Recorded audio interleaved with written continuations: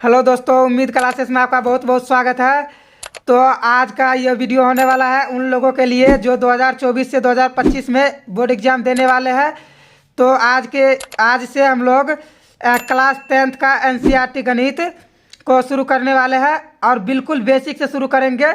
तो यहाँ पर सबसे पहले जो पहला चैप्टर है वास्तविक संख्या, उसी को शुरू करेंगे। तो यहाँ पर जो वास्तविक संख्या के जितने भी बेसिक सा क्वेश्चन है उनके बारे में आज बात करेंगे और यही बेसिक आप लोग के पूरे गणित में यूज होगा। तो इसलिए आप लोग को बिल्कुल ध्यान से और बिल्कुल शुरू से लेकर अंत तक इस वीडियो को देखना है। अगर चैनल पर तो आप लोग नए आए हैं तो आप लोग प्लीज़ चैनल को सब्सक्राइब कर लीजिएगा। अगर आप लोग में को वीडियो में कुछ समझ आएगा तो वीडियो को लाइक कर लीजिएगा, अगर नहीं समझ आएगा तो कमेंट करके ज़रूर बताइएगा। तो चलिए फिलहाल यहाँ पर शुरू कर लेते हैं वीडियो को। तो यहाँ पर देखिए, यहाँ पर बिल्कुल बेसिक यही है वास्तविक संख्या का, जो आप लोग ने 9th क्लास में भी थोड़ा बहुत पढ़ा होगा और आप लोग भूल गए होंगे तो उसी को रिवीजन थोड़ा सा हो जाएगा। तो चलिए यहाँ पर पहले देख लेते हैं। तो यहाँ पर देखिए सबसे पहले है प्राकृतिक संख्याएं, यानी कि प्राकृतिक संख्याएं क्या है। तो प्राकृतिक संख्याएं को नेचुरल नंबर भी कहते हैं और इसको n से सूचित किया जाता है। तो यहाँ देखिए प्राकृतिक संख्याएं को हम लोग क्या बोल सकते हैं। तो देखिए प्राकृतिक संख्याओं को क्या बोल सकते हैं, गिनती को संख्याओं को क्या कहते हैं, गिनती की संख्या को क्या कहते हैं, उसी को प्राकृतिक संख्या कहते हैं। जैसे हम लोग आपस में भी बोल लेते हैं। जैसे आपके पास अभी क्या होगा, हो सकता है तो आपके पास रेड पेन होगा, ब्लू पेन होगा, ब्लैक पेन होगा। तो आपके पास मान लीजिए 3 पेन है और आपके स्कूल में टेबल है, 4 टेबल है, 5 टेबल है। इसी तरीके से जो गिनती करते हैं उसी को क्या कहते हैं, गिनती की संख्या। तो इसी को प्राकृतिक संख्या कहते हैं। तो इसे आप लोग को समझना क्यों ज़रूरी है, तो इसको आप लोग को समझना इसलिए ज़रूरी है क्योंकि आप लोग को आगे क्वेश्चन में आ सकता है। इस तरीके से क्वेश्चन आएगा कि प्रथम 5 प्राकृतिक संख्याओं का योग क्या होगा, प्रथम 7 प्राकृतिक संख्याओं का माध्य क्या होगा। तो आप लोग को ये पता रहेगा तब ना कि प्राकृतिक संख्या शुरू कहाँ से होता है। तो उसको इस तरीके से लिख देंगे 1 2 3 4 5 6 7। तो उसके बाद इस तरीके से क्वेश्चन बनेगा। इसलिए आप लोग को ये वीडियो बिल्कुल शुरू से अंत तक देखना है ताकि आप लोग को आगे कोई भी क्वेश्चन में दिक्कत ना हो। इसका क्या हो जाएगा, यही हो जाएगा प्राकृतिक संख्याएं, यानी इसको n से सूचित किया जाता है, नेचुरल नंबर। तो इसको इसी से यूज होगा इसको आगे। तो आप लोग इसको बिल्कुल ध्यान से समझ लीजिएगा और याद भी कर लीजिएगा। तो फिलहाल इसका परिभाषा वही है, गिनती को संख्या को क्या कहते हैं, प्राकृतिक संख्या कहते हैं। तो चलिए फिलहाल आप यहाँ पर अगला प्रश्न देख लीजिए। अगला है क्या, पूर्ण संख्याएं। यानी पूर्ण संख्याएं क्या है, पूर्ण संख्या को होल नंबर भी कहते हैं और इसे W से सूचित करते हैं हम लोग। तो देखिए पूर्ण संख्या किसको कहते हैं, इसको परिभाषा हम मुँह से बोल लेते हैं। इसका परिभाषा याद करने की कोई ज़रूरत नहीं है, फिलहाल आप लोग समझने के लिए है इसको। तो देखिए पूर्ण संख्या किसको कहते हैं, जब प्राकृतिक संख्या के समुच्चय में 0 को सम्मिलित कर दिया जाता है तो उसको ही क्या कहते हैं, उसको ही पूर्ण संख्या कहते हैं। तो यहाँ पर देखिए यहाँ क्या है, प्राकृतिक संख्या 1 2 3 4 5 6, इसी तरीके से ये कहाँ तक जाएगा, ये अनंत तक जाएगा। आपको एक बात ध्यान रखना है, सबसे छोटा प्राकृतिक संख्या क्या है, ये 1 है और सबसे बड़ा अनंत है। इसका कोई गिनती नहीं है कितना है ये, तो ये अनंत है। तो इसी तरीके से देखिए ये क्या किए हैं, प्राकृतिक संख्या के समुच्चय में क्या किए हैं, इसके आगे में क्या लगा दिए हैं, 0, इसी को शामिल कर दिए हैं। तो क्या हो गया, यही हो गया पूर्ण संख्या। तो इसमें क्या है, तो सबसे पहले देखिए आपको कोई पूछ सकता है क्या 0 क्या है। तो आपको इसको देखिए वीडियो को रोककर आपको इसको आंसर देना है, इसका 0 क्या है। तो 0, तो चलिए आप लोग ने आंसर दे दिया होगा। तो यहाँ पर देखिए 0 क्या है, 0 एक पूर्ण संख्या है। इसको आप लोग को बिल्कुल याद रखना है, 0 क्या है, पूर्ण संख्या है। तो इसको देखिए, इसको भी उसी तरीके से आप लोग को पूछ सकता है क्या, जैसे इसको पूछ रहा था क्या प्रथम 5 प्राकृतिक संख्या, तो वहीं पर पूछ देगा पूर्ण संख्या। तो आपको पता है पूर्ण संख्या क्या है, 0 से शुरू होता है। तो 5 पूछ रहा है तो 1 2 3 4 5, यानी 4 तक में ही 5 ये पूछ जाएगा। तो यही आएगा। ये कौन कौन से चैप्टर में आएगा, ये आ सकता है क्या माध्यमिक में, और भी कई चैप्टर में इसका यूज होता है। तो इसलिए आपको इसको सीखना बहुत ज़्यादा ज़रूरी हो जाता है। तो चलिए हम आपसे एक क्वेश्चन करते हैं और उसका आंसर आप लोग को कमेंट बॉक्स में करना है। तो देखिए सबसे पहला क्वेश्चन है क्या, तो सभी प्राकृतिक संख्या पूर्ण संख्या है। तो इसका कौन सा, इस क्वेश्चन का आंसर आप लोग को कमेंट में देना है। क्या सभी प्राकृतिक संख्या पूर्ण संख्या है, तो इसका आंसर आप लोग वीडियो को रोककर कमेंट में कीजिए। और एक और क्वेश्चन सुन लीजिए, एक क्वेश्चन और है क्या सभी पूर्ण संख्या प्राकृतिक संख्याएं हैं। तो इन दोनों का आंसर आप लोग को कमेंट में देना है। तो चलिए आप लोग ने दे दिया होगा, फिलहाल मैं यहाँ पर इसका आंसर बता देता हूँ। देखिए सभी प्राकृतिक संख्या पूर्ण संख्या है, क्योंकि यहाँ देखिए प्राकृतिक संख्या कहाँ शुरू होता है, 1 2 3 4 5 6। तो ये देखिए पूर्ण संख्या में ये मिल रहा है 1 2 3 4 5 6। इसी तरीके से तो यानी कि क्या समझ रहे हैं हम जानते हैं क्या, पूर्णांक, यानी कि प्राकृतिक संख्या, सभी प्राकृतिक संख्या पूर्ण संख्या है।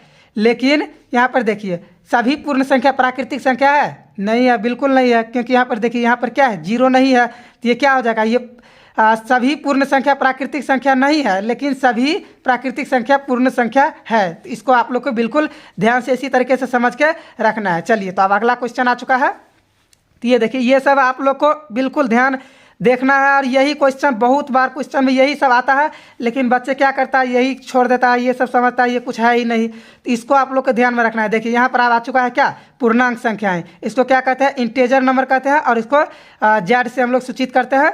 तो यहाँ पर देखिए, तो आप इसको पूर्णांक संख्या किसको कहते हैं, तो देखिए पूर्णांक संख्या हम परिभाषा बोल देते हैं आपको, तो आप चाहे तो उसको लिख भी सकते हैं, लेकिन परिभाषा कोई ज़रूरत नहीं होता है, बस आपको समझना होता है उसको। तो यहाँ देखिए, तो पूर्णांक संख्या किसको कहते हैं, तो यहाँ देखिए, जब हम पूर्ण संख्या के समुच्चय में प्राकृतिक संख्या के ऋणात्मक मान को लिख देते हैं, तो उसको ही क्या कहते हैं, प्राकृतिक संख्याओं को मान को सम्मिलित कर देते हैं। देखिए एक बार फिर से बोल देते हैं, जब हम पूर्ण संख्या के समुच्चय में प्राकृतिक संख्या के ऋणात्मक मान को सम्मिलित कर देते हैं, तो उसी को क्या कहते हैं, पूर्ण संख्याएं कहते हैं। तो ये पूर्ण संख्या आप लोग के लिए बहुत ज़्यादा इंपॉर्टेंट है, क्योंकि यही क्वेश्चन बहुत बार देखिए, जैसे परिमेय संख्या आप लोग आगे पढ़िएगा, उसमें बस इसी का ज़्यादातर यूज होता है, इसी का नाम लिया जाएगा, पूर्ण संख्या है, पूर्णांक है।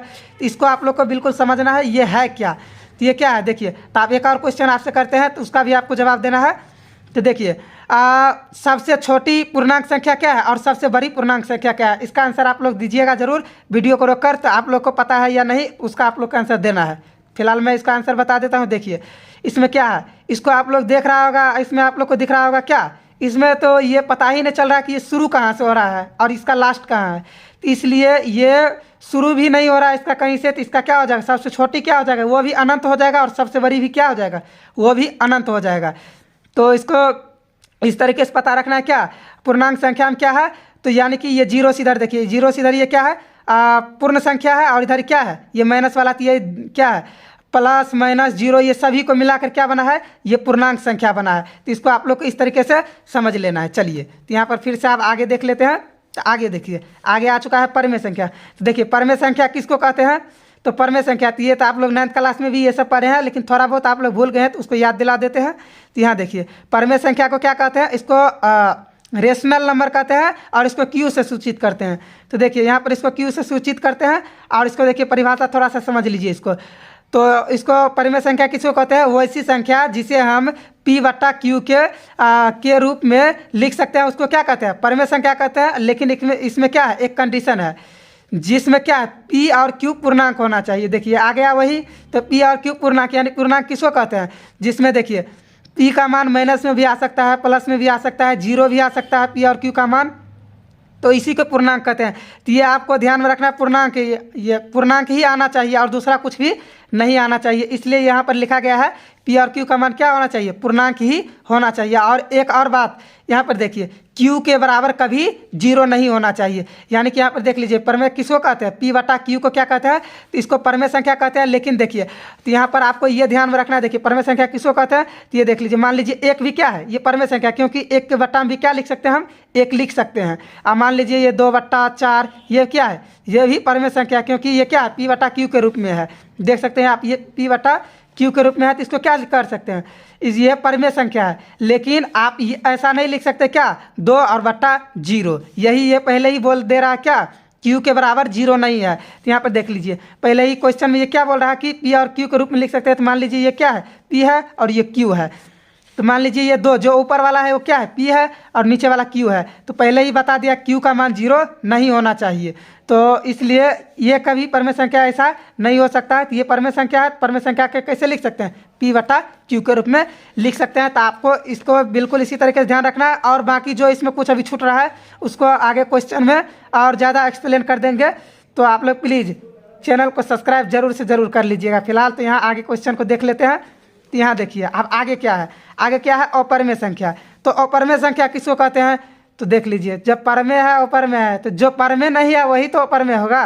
तो इसको देखिए, तो जो परमेय नहीं है अपरिमेय, वही अपरिमेय है। तो परमेय कौन सा नहीं है, देखिए जो रूट से बाहर नहीं निकल पाता उसको क्या कहते हैं, उसी को ऊपर में करते हैं। जैसे देखिए मान लीजिए क्या ये √5 है, तो ये क्या हो सकता है, ये रूट से बाहर निकलेगा, जिसका पूर्णतः वर्गमूल हो जाता है वही रूट से बाहर निकलता है, वही क्या होता है, परमेय संख्या होता है। तो √5 का भी ये बाहर निकल सकता है, रूट से नहीं निकल सकता, तो यही अपरमेय संख्या है।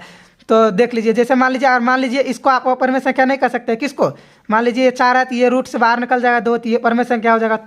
अपरमेय संख्या क्या है, √5, √3। तो देख लीजिए, जो रूट से बाहर नहीं निकल सकता है उसको क्या कहते हैं, अपरमेय संख्या कहते हैं। और अपरमेय संख्या और भी होता है जो पॉइंट में आता है, तो उसको भी आगे कवर करेंगे, आगे जब क्वेश्चन आएगा। तो फिलहाल तो आपको यहाँ पर इतना ही जानना है।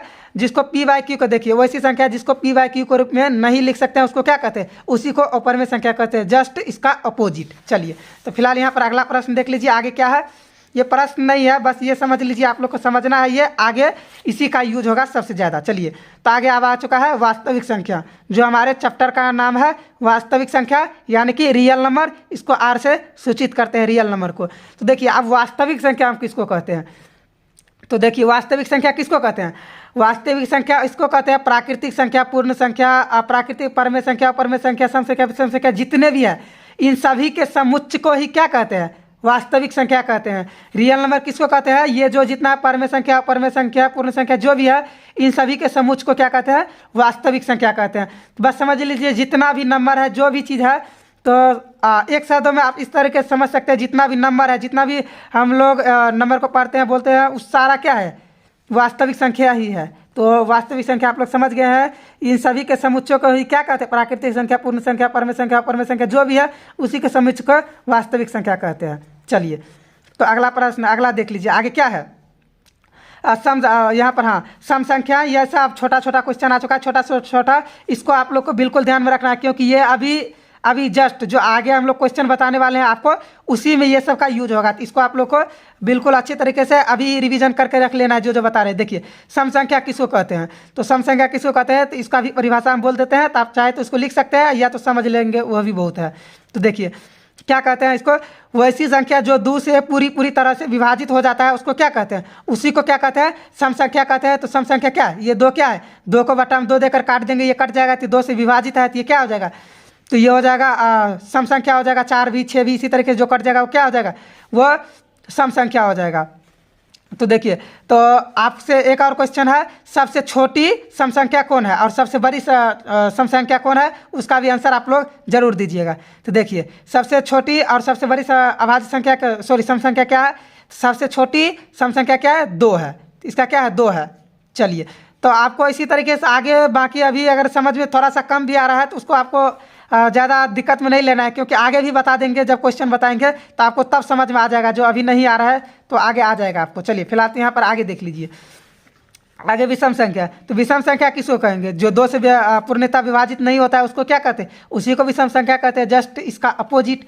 तो देखिए, जो 2 से विभाजित नहीं होता, कौन, 1 भी नहीं होता, 3 भी नहीं होता, 9, 7, ये इसी तरीके से क्या होता है, ये जो क्या होता है, जो 2 से विभाजित नहीं हो, यानी कि इसका मतलब कहना है जो 2 से विभाजित नहीं होता है पूर्णतः, उसको ही क्या कहते हैं, विषम संख्या कहते हैं। इसका मतलब ये नहीं है कि वो किसी से भी विभाजित नहीं होगा, वो 3 से 5 से और किसी से हो सकता है, लेकिन 2 से नहीं हो सकता है, तो उसी को क्या कहते हैं, विषम संख्या। तो विषम संख्या सबसे छोटी विषम संख्या 1 है, और सबसे बड़ी तो सब जानते हैं क्या हो जाएगा, इसका अनंत हो जाएगा सबसे बड़ी।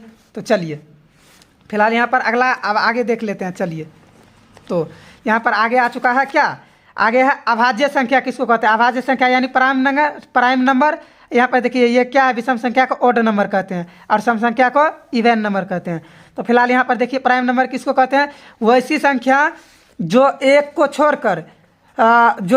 छोड़कर स्वयं से विभाजित होता है, उसी को क्या कहते हैं, केवल स्वयं से, और किसी से नहीं कट सकता, विभाज्य नहीं हो सकता है, उसी को क्या कहते हैं, उसी को अभाज्य संख्या कहते हैं। तो देखिए, 2 किसी से नहीं करता है, 1 को छोड़कर, तो वैसे समझ लीजिए आप क्या, 1 तो सभी से विभाज्य होता है, तो 1 को तो आप लोग गिनती में लीजिए ही नहीं। तो इसलिए क्या हो जाएगा, यहाँ पर पहले क्या आ जाए, 1 तो होगा ही नहीं, तो 2 क्या है, 2 स्वयं से ही विभाजित होता है और किसी से नहीं होता है। तो ये देख लीजिए, यहाँ पर एक और समझने वाला बात है, क्या है, 2 ही एक ऐसा संख्या है जो अभाज्य संख्या भी है और सम संख्या भी है। तो और 2 हो जाएगा, इसका क्या हो जाएगा अभाज्य संख्या, पहला 2 हो जाएगा, 3 हो जाएगा, 5 हो जाएगा, और देखिए 6 तो होगा नहीं क्योंकि वो 2 से विभाज्य हो जाएगा, 4 भी नहीं होगा तो 7 होगा, और 9 भी नहीं होगा क्योंकि वो 3 से विभाज्य होगा। वो केवल क्या होगा, अभाज्य संख्या क्या होगा, केवल खुद से विभाज्य होगा, एक को छोड़कर। और इसका साफ शब्दों में आप समझ सकते हैं इसको क्या, इसका गुणनखंड भी नहीं होगा, एक भी गुणनखंड नहीं होगा। यानी कि समझ लीजिए अगर गुणनखंड होगा तो क्या होगा, 1 और गुना 2, यानी कि 2 का करना होगा तो 2 ही होगा, और 1 को छोड़ देंगे तो खुद से ही होगा। तो अभाज्य संख्या क्या हो जाएगा, ये हो जाएगा जो खुद से कटेगा 1 को छोड़कर और किसी से नहीं कटेगा, तो ये क्या हो जाएगा, अभाज्य संख्या हो जाएगा। तो सबसे छोटी अभाज्य संख्या क्या है, 2 है। इसको आप लोग को बिल्कुल याद रखना है, सबसे छोटी अभाज्य संख्या 2 है। चलिए तो आगे आ चुका है क्या, भाज्य संख्या। क्या है, ये भाज्य संख्या है। तो भाज्य संख्या यानी कंपोजिट नंबर किसको कहते हैं, तो देखिए भाज्य संख्याओं को साफ साफ क्या कह सकते हैं, भाज्य संख्याओं का वैसी संख्या जो 1 को छोड़कर अन्य किसी दूसरी संख्याओं से विभाज्य हो, उसी को कहते हैं क्या, भाज्य संख्या यानी कंपोजिट नंबर। तो देखिए 1 को छोड़कर कौन सा विभाज्य है, तो यानी देखिए 2 क्या है, 2 तो 2 यानी कि इसका साफ शब्द में क्या कहना है, इसका कहना है कि 2 गुणनखंड होना चाहिए, 2 या 2 से अधिक।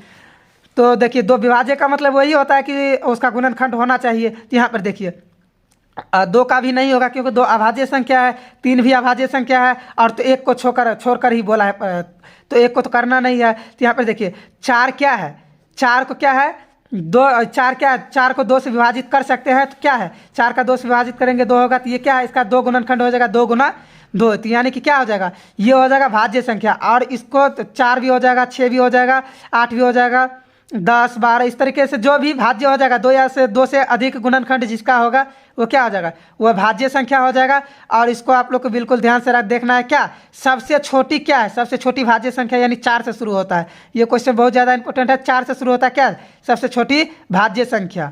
तो चलिए, और जो आपको समझ नहीं आ रहा है तो टेंशन लेने की कोई ज़रूरत नहीं है, जब क्वेश्चन बताएंगे तो उसमें और आपको समझ आ जाएगा तब। तो चलिए यहाँ पर सबसे आप उसके बाद क्या आ जाएगा, यहाँ पर आगे क्या है, सह अभाज्य संख्या यानी कि कोब क्या है, कोब प्राइम नंबर। तो इसका क्या हो जाएगा, तो ये देखिए सह अभाज्य संख्या का मतलब क्या है, ये वैसा संख्या जिसका HCF क्या आ सके, जिसका HCF 1 होता है उसी को क्या कहते हैं, उसी को सह अभाज्य संख्या कहते हैं। जैसे देखिए एक हम आपको बनाकर ही दिखा देते हैं। देखिए HCF आपको पता होगा, आप लोग तो बचपन से पढ़े होंगे। जैसे देखिए मान लीजिए यहाँ पर क्या है, 15 है, और उसके बाद यहाँ पर क्या है, मान लीजिए कोमा 16 है, इसका क्या हो जाएगा 15 और 16, इसका HCF निकालेंगे क्या हो जाएगा, इसका HCF क्या हो जाएगा, 1 ही होगा। तो जिसका HCF 1 होगा उसको क्या हो जाएगा, उसी को क्या कहते हैं हम, जिसका HCF 1 होगा उसी को कहेंगे सह अभाज्य संख्या। तो चलिए आप इस वीडियो को यहीं पर समाप्त कर लेते हैं। आपको वीडियो पसंद आया है तो वीडियो को तो प्लीज़ लाइक कर लीजिए, चैनल को सब्सक्राइब बिना कहे आप लोग कर लीजिए और हमको सपोर्ट कीजिए। तो अब आगे आने वाले चैप्टर यानी वास्तविक संख्या का क्वेश्चन को हल करेंगे, और इसको आप लोग को रिवीजन करना है। एक बार आपको पूरे दिखा देते हैं, आप चाहे तो इसको देखकर या स्क्रीनशॉट कर सकते हैं। यहाँ पर देखिए शुरू से हम दिखा देते हैं इसको, हाँ यहाँ से। चलिए आप यहाँ से चाहे तो नोट कर सकते हैं या स्क्रीनशॉट कर लीजिए। चलिए मैं धीरे धीरे ऊपर कर देता हूँ, आप चाहे तो रोक कर इसको स्क्रीनशॉट कर लीजिए। चलिए